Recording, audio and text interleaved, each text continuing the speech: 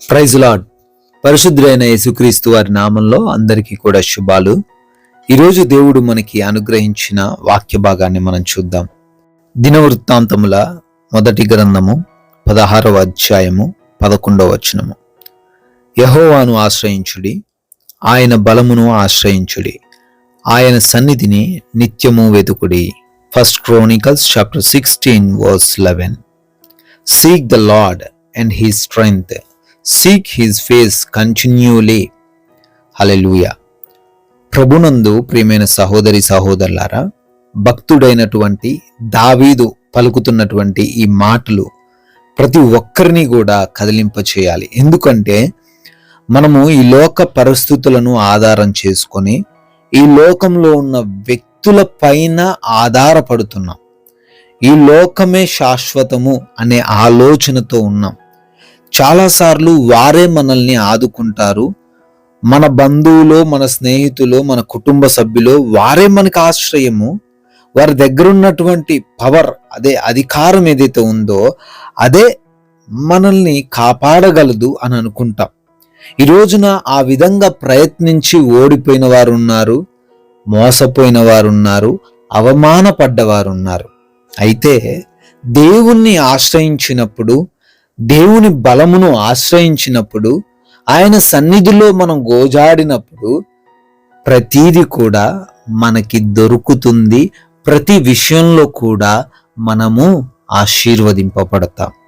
ఈ రోజున ఈ మాటలు వింటున్న నీవే బహుశా మనుషులను ఆశ్రయించి మోసపోయావేమో. మనుషుల బలాన్ని చూసి వారు ఏదో సహాయము చేయగలరు అని, వారి అధికారాన్ని చూసి వారు ఏ విధంగా అయినా నా కుటుంబ జీవితాన్ని, నా ఉద్యోగ జీవితాన్ని, నాకున్నటువంటి అనారోగ్య సమస్యలను తీసివేయగలరు అని బహుశా నీవు అనుకున్నావేమో. అయితే వారి వలన నీకు ఏది కూడా దొరకని పరిస్థితి ఈరోజు ఉంది. అందుకే ప్రభు నీతో మాట్లాడుతూ ఉన్నాడు. ఈరోజు నువ్వు నన్ను ఆశ్రయించు, ఈరోజు నా బలాన్ని నువ్వు ఆశ్రయించు, నా సన్నిధిలో నువ్వు వెతుకు. ఏదైతే దొరకాలనుకుంటున్నావో, ఏదైతే కోల్పోయాననుకుంటున్నావో, ఏదైతే నువ్వు పొందుకోవాలనుకుంటున్నావో దాన్ని వెతుకు అని దేవుడు నీకే సెలవిస్తున్నాడు. మనుషుల యొక్క బలం ఎటువంటిదండి? ఇంతలో కనపడి అంతలో మాయమైపోయేటువంటిది. అటువంటి బలాన్ని చూసుకొని మనం ఎంతకాలం ఈ లోకంలో జీవించగలం? అటువంటి బలాన్ని ఆధారంగానో ఆశ్రయంగానో చేసుకుంటే నిజంగా మన జీవితంలో మనం అనుకుంది సాధించగలమా? మన జీవితాలు మార్చుకోగలమా? ఈరోజు నువ్వు కుటుంబ సమస్యలతో బాధపడుతున్నావు, ఈరోజు నువ్వు అనారోగ్య సమస్యతో ఇబ్బందులు ఎదుర్కొంటున్నావు, ఈరోజు నీవు నీ యొక్క ఆర్థికమైన పరిస్థితులను బట్టి దుఃఖిస్తున్నావు. ఎవరు సహాయం చేస్తారా, ఎవరు దీంట్లో నుంచి నన్ను విడిపిస్తారా అని అనుకుంటున్నావు. దేవుడే నిన్ను విడిపిస్తాడు. దావీదు ఎన్నో సందర్భాల్లో దేవుణ్ణి ఆశ్రయించాడు కానీ మనుషుల్ని ఆశ్రయించలేదు, మనుషుల యొక్క బలాన్ని ఆశ్రయించలేదు. ఒక రాజు నన్ను ఈ ప్రమాదం నుంచి బయటపడేస్తాడని ఎప్పుడు కూడా ఒకరి కాలి దగ్గరికి వెళ్ళి దావీదు ఆశ్రయించలేదండి. దేవుని వైపు చూశాడు. ప్రభు మాత్రమే నాకు సహాయకుడు, ఆయన బలము నిత్యమైన బలము, ఆయన బలముకి అంతము లేదు, మితి లేదు, ఆయన నోటి మాట చేత ఈ లోకమును సృజించి ఉన్నాడు అని గమనించాడు, గ్రహించాడు. గనుకే దావీదు ఎప్పుడు కూడా దేవుణ్ణి ఆశ్రయిస్తూనే జీవించాడు.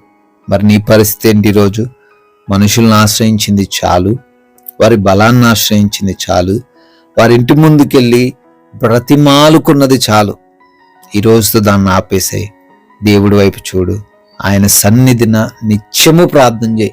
నువ్వు ఎన్ని రోజులు అడిగితే అన్ని రోజులు నీకు సహాయం చేయడానికి దేవుడు సిద్ధంగా ఉన్నాడు. కాబట్టి సహోదరి సహోదరుడా, భయపడకు, నీకున్న పరిస్థితిని బట్టి దిగులు చెందకు. యేసయ్య ఉన్నాడు, ఆయన్ని ఆశ్రయించు, ఆయన తప్పక నీకు కావలసింది ఏదైనా ఇస్తాడు. ఈ మాటలు దేవుడు దీవించునుగాక. ప్రార్థించుకుందాం. కృపా సత్య సంపూర్ణుడ, స్తోత్రాలనైనా వందనాలు. మహోన్నతుడవు, ఆది సంభూతుడవు, ఆలోచనకర్తవు తండ్రి, మీ యొక్క బహుబలమైన శ్రేష్టమైన నామాన్ని బట్టి కృతజ్ఞతలు. అవునయ్యా, మిమ్మల్ని ఆశ్రయించిన ఎడల, మీ బలాన్ని మేము ఆశ్రయించిన ఎడల అద్భుత కార్యాలు మీరు చేయగలరు అని ఈ లేఖనాల ద్వారా సెలవిస్తున్నారు. ప్రతి బిడ్డ కూడా మిమ్మల్ని ఈ రోజున ఆశ్రయించబోతుండగా వారి జీవితాల్లో మేలులు దయచేయండి. వారికి ఉన్న అనారోగ్య సమస్యల నుంచి విడిపించండి. వారికి ఉన్నటువంటి ఆర్థికపరమైన కష్టాల నుంచి విడిపించండి. వారి కుటుంబంలో ఉన్నటువంటి అశాంతికరమైన పరిస్థితులను తొలగించమని, ప్రతి బిడ్డకు మీరే తోడై ఉండమని నాయన, అదేవిధంగా ఈ రోజున మా పనులను దీవించండి తండ్రి. ప్రయాణములను కూడా ఆశీర్వదించండి.